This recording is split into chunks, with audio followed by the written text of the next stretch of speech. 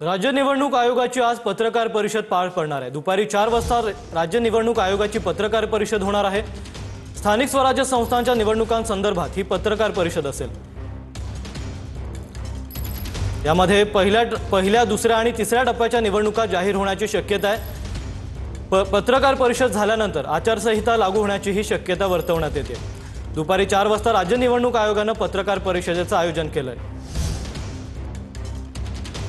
याबाबत अधिकची माहिती घेऊयात आपले प्रतिनिधी गिरीश गायकवाड यांच्याकडून। नक्कीच आपण पाहतोय की महाराष्ट्रातील स्थानिक स्वराज्य संस्थेच्या निवडणुकीचा कार्यक्रम अखेरकार जाहीर होण्याची जी शक्यता आहे ती सुद्धा आता व्यक्त करण्यात येते। अवघा अर्धा तास राहिलेला आहे आणि या अर्ध्या तासानंतर आता सगळी जी माहिती आहे ती सुद्धा दिली जाणार आहे।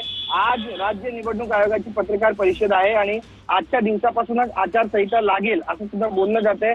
नेमकं काय घडणार आहे हे सुद्धा पाहणं महत्त्वाचं ठरणार आहे। मिळालेल्या माहितीनुसार एकूण 3 टप्पे सर्व निवडणुका पार पडण्याची जी शक्यता आहे ती सुद्धा व्यक्त करण्यात येते। सर्वोच्च न्यायालयाच्या निर्देशानुसार आपण पाहिलं की 21 जानेवारी पर्यंत निवडणुका पूर्ण होणं हे सुद्धा बंधनकारक आहे। त्यामुळे कुठेतरी दबाव वाढतोय का असा सुद्धा प्रश्न आता विचारला जातोय। 3 टप्प्यांसाठी 85 दिवस मिळणार आहे। राज्यातील 9 कोटीहून जास्त मतदार या निवडणुकांमध्ये मतदानाचा हक्क सुद्धा बजावू शकणार आहेत।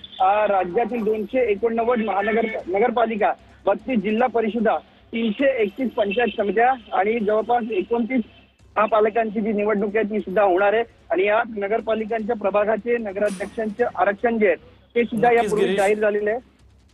धन्यवाद तुम्ही दिलेल्या सविस्तर माहितीबद्दल।